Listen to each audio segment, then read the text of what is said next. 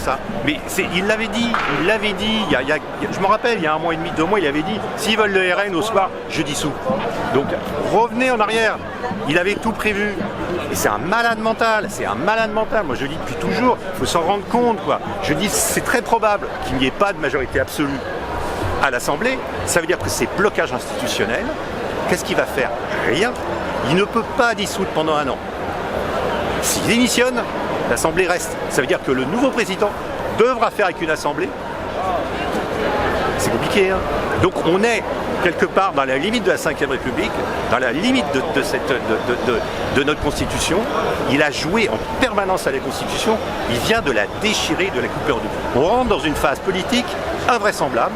Ce mec est taré. Si personne lui a dit que s'il faisait ça, il allait foutre le pays, parce que là, qu'est-ce qui se passe? On a une dette colossale qu'il a provoquée, avec un taux d'emprunt qui est en train de monter tous les jours. Donc on va se retrouver ruiné. Et à cause de qui? Il va dire c'est qui? C'est la faute à Mélenchon? Moi j'avais encore des gens qui me disaient oui mais Mélenchon machin. Mais je dis mais il n'est pas au pouvoir, ça fait 7 ans qu'il n'est pas au pouvoir. Arrêtez de tout mettre les problèmes de la France sur Mélenchon en fait. C'est hallucinant le gris qu'ils ont dans leur cervelle ces gens-là. On leur a mis ça dans la tête. Non! Le problème, c'est la Macronie, le problème, c'est même pas lui. Le problème, c'est le libéralisme, c'est les libéraux, en fait. Macron donne 200 milliards par an aux entreprises sans contrepartie. Et il est là en train de nous faire chier pour trouver 4 milliards pour le chômage, nous faire chier pour trouver, je sais pas quoi. 200 milliards sans contrepartie. Alors, tous les programmes, là, t'as Bruno Le Maire et tout ça, il dit oui, ça va coûter tant, mais on va aller chercher ces 200 milliards. On va peut-être continuer à en donner, mais dans des entreprises qui le méritent. Dans les petites entreprises, certainement pas chez Total ou Sanofi, hein, qui avec 1 milliard été capable de virer des gens. Oui, parce même que pas finalement le problème c'est un vaccin. Non mais au bout d'un moment, c'est ça la réalité. Et puis ma foi, dégageons Macron, c'est le moment, on en rêve. Et vraiment, moi déjà, j'attends quand est-ce qu'il va se baigner dans la Seine, parce qu'on attend tout ça. Je pense que je lui pose la question, quand est-ce que vous baignez dans la Seine là? Là déjà, Anne Hidalgo a dit qu'elle se baignerait pas. Mais les JO, ça va être quoi? On va avoir soit des beaux JO, sinon on va passer de Paris 2024 à Berlin 1936. Enfin, on va pas se retrouver en train d'accueillir le monde entier avec un gouvernement d'extrême droite quand même. Bon, après, si les Français le veulent, libre à eux, hein. Moi j'en suis, franchement, je n'irais même pas m'engueuler avec quelqu'un qui vote RN. J'irais plus m'engueuler à quelqu'un qui soutient encore Macron, qui est un pyromane, mais à un point. Mais et tout le monde, il y a beaucoup de journalistes d'ailleurs qui le lâchent. Pas tous, hein, parce qu'il y a encore des journalistes, j'entendais sur C'est à vous, là hier c'était affligeant, il y avait Rachida Dati qui était invitée et qui disait, parce qu'elle, alors le culot astronomique, elle disait Macron a récupéré Macron a récupéré un pays dévasté par 5 ans de hollandisme. Bah, ça aurait été bien qu'un journaliste qui lui dise que quand même le ministre des Finances de Hollande c'était Macron, quoi. Donc il y a une... Ah ben le mime, enfin les journalistes en face, c'est quand même... Patrick Cohen, c'est quand même incroyable qu'il lui répète pas ça. Donc ils sont encore en train d'essayer de le soutenir quelque part. Parce qu'ils ont la trouille que les choses changent dans le bon sens, que la jeunesse aille enfin vers un espoir. Parce que l'électorat de Macron, je le redis depuis toujours, c'est un électorat de retraités, de vieux, qui sont là complètement réac, qui ont profité de tout, de la retraite à 60 ans, des plans de départ dans les entreprises en s'achetant des maisons secondaires avec tout ça. Et en plus, ils n'avaient jamais lutté pour avoir ces droits sociaux. Tous ces droits, c'est leurs parents qui les ont eus. Donc ils se sont gavés sur la bête et maintenant ils sont en train d'écraser la tête de leurs propres enfants. C'est quand même assez inquiétant, quoi. Ils vont encore voter à droite, ils vont encore soutenir Macron.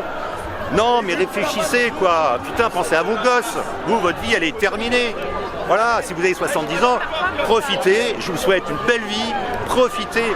Mais foutez la paix à vos gamins avec des réformes qui ne vous atteignent pas. Ni le chômage, ni les arrêts maladie, ni les carences, ni la réforme du travail, ni les... Enfin, il n'y a rien qui les concerne. Moi je vote Macron, ça me fait penser à des amis tahitiens qui trouvaient qu'il y en avait marre de la SNCF, ça marchait pas, machin. Ils auraient été capables de privatiser la SNCF. Il n'y a pas 1 kilomètre de rail en Polynésie. C'est tellement facile de se prononcer sur un truc qui ne vous concerne pas. C'est tellement simple. Voilà.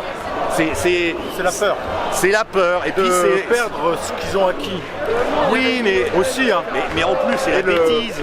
Voilà. Quand on voit qu'ils votent pour la droite, alors, parce que soi-disant il y a la valeur travail, Et la droite est en train de tout le temps de dire faut enlever les droits de succession, par exemple. Voilà, la valeur de travail dans une succession, je sais plus où elle est. Hein, mais... Donc ils sont en permanence un peu bipolaires comme ça. Voilà, c'est... Je demande un peu à tout le monde la théorie possible de pourquoi la dissolution. Lui, il dit, plus sa théorie, c'est 3e mandat. Non, la Constitution elle est claire. Il peut pas en démissionnant faire un 3e mandat. Il y a un précédent Alors, qui laisse entendre que oui, c'est possible. Ouais, non, il y a une jurisprudence où c'est déjà arrivé. Ça me paraît impossible. Moi, non, je pense qu'il est vexé comme un pou. Ces élections sont mal passées.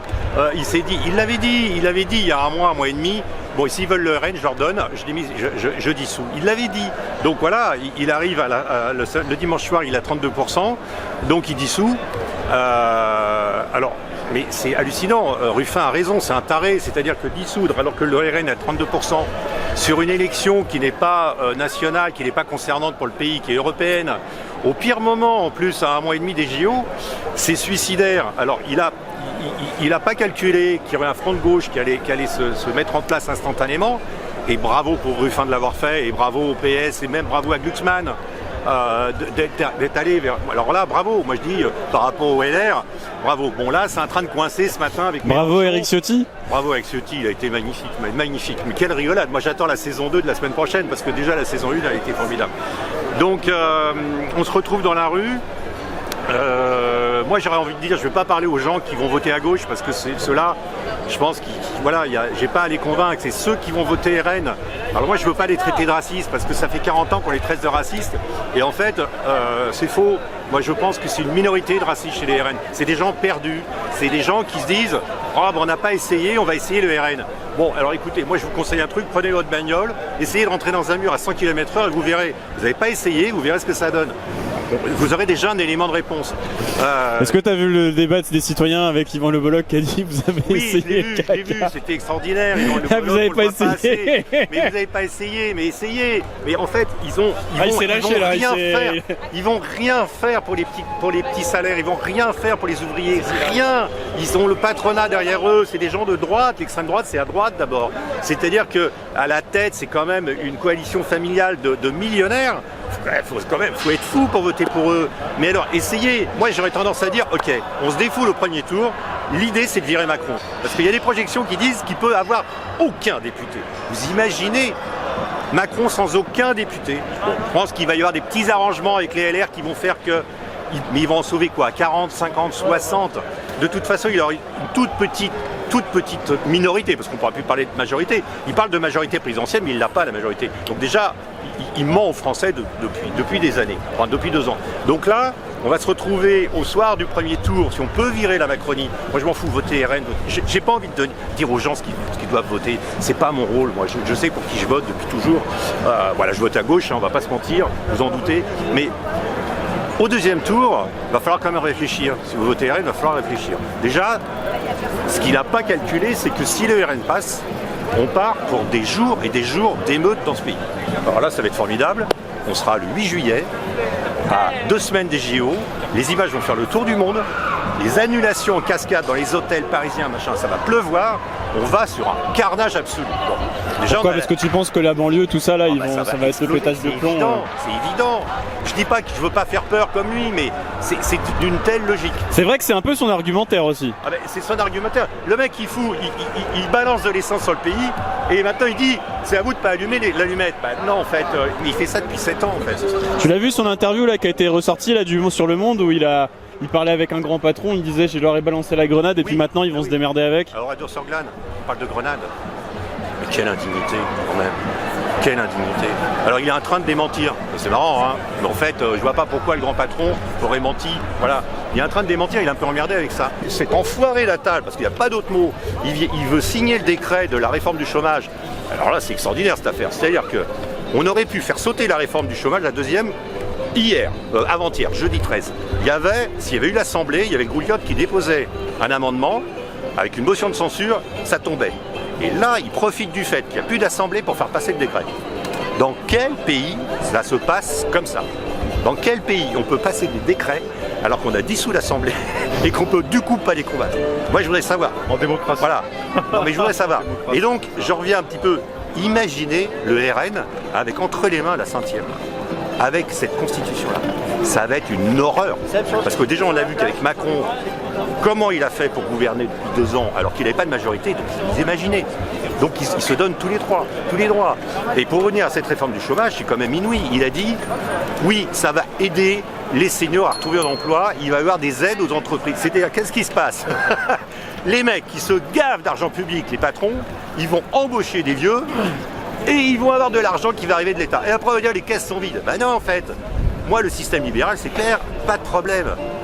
Vous travaillez, vous fabriquez un produit, vous vendez le produit, vous faites des bénéfices, vous participez par les impôts à la collectivité, et si vous vous enrichissez, tant mieux pour vous.